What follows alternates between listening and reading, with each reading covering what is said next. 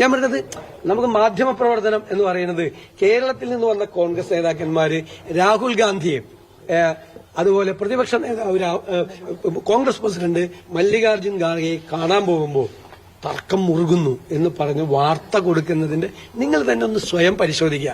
എന്നിട്ട് അത് പറയുമ്പോൾ ഞാൻ പറഞ്ഞു നിങ്ങളുടെ ക്രെഡിബിലിറ്റി പോകും, നിങ്ങൾ അങ്ങനെ വാർത്ത കൊടുത്താന്ന് പറഞ്ഞു. അപ്പൊ തന്നെ VD സതീശൻ ശോഭിച്ചു. ഇന്നിപ്പോ ഞാനൊരു വാർത്ത കണ്ടു, അദ്ദേഹത്തിന്റെ ബോഡി ലാംഗ്വേജ്. ഞാൻ ഒന്നാമത്തെ ഒരു ദിവസം ഉറങ്ങിയിട്ടില്ല എന്ന് നിങ്ങൾക്ക് അറിയാലോ.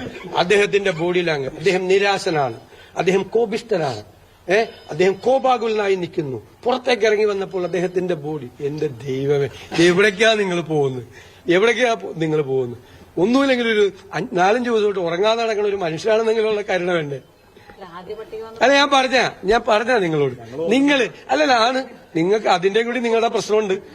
ഞങ്ങൾക്ക് ഉറങ്ങിയില്ലെങ്കിൽ ഒരു പ്രശ്നമില്ല, ഞങ്ങൾക്ക് ശീലോ. നിങ്ങൾ ഉറങ്ങാതെ നിൽക്കണതിന്റെ പ്രശ്നം നിങ്ങൾക്ക്. ഞാൻ ഇങ്ങനെയൊന്നും പറയില്ലട്ടാ, ഞാൻ കോപാകുലായ എന്റെ മുഖത്ത് നോക്കി അറിയാം. നിങ്ങൾ സതീശൻ കോപാകുലാണ്, സതീശൻ ചിരിക്കുന്നില്ല, അദ്ദേഹത്തിന്റെ മുഖത്ത് പുഞ്ചിരി വിടരുന്നില്ല. എന്തൊരു കഷ്ടമാണ്. കഴിഞ്ഞ ദിവസത്തെക്കാളും കുറച്ചൊരു സന്തോഷവാനാണ്.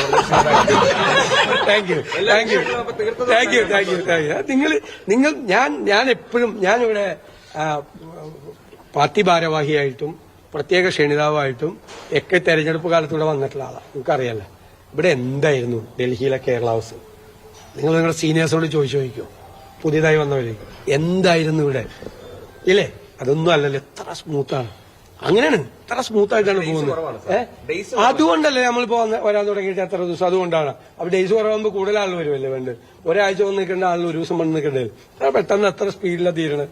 ആദ്യത്തെ ദിവസം വൈകിയത് എന്താന്ന് നിങ്ങൾക്കും അറിയാം. എന്തുകൊണ്ട് വിൻസെന്റ് MLA-ക്കും IC ബാലകൃഷ്ണനും സീറ്റ് കൊടുത്തതില് കേസുകളുള്ള വിൻസെന്റ് MLA-ക്ക് ആ കേസ് ഉണ്ടായിരുന്ന സമയത്തല്ലേ അദ്ദേഹം വീണ്ടും മത്സരിച്ച് അദ്ദേഹം വീണ്ടും ജയിച്ചത് ഇല്ലേ? എല്ലാവർക്കെതിരെ എന്തെല്ലാം കേസുള്ളത്. ഇപ്പൊ എന്താണ് മറ്റേ TK ഗോവിന്ദൻ പറഞ്ഞത്? VD സതീശൻ പ്രതിപക്ഷ നേതാവ് ഇന്നെന്തായാലും സതീശൻ ഫുൾ ഓൺ പവറിൽ തന്നെയാണ്. UDF-ൽ 95 സീറ്റിൽ കോൺഗ്രസ് മത്സരിക്കും. 25 മുസ്ലിം ലീഗ്, 8 കേരള കോൺഗ്രസ്. ബേപ്പൂരിൽ തൃണമൂൽ കോൺഗ്രസിന് വേണ്ടി PB അൻവറും മത്സര രംഗത്ത്.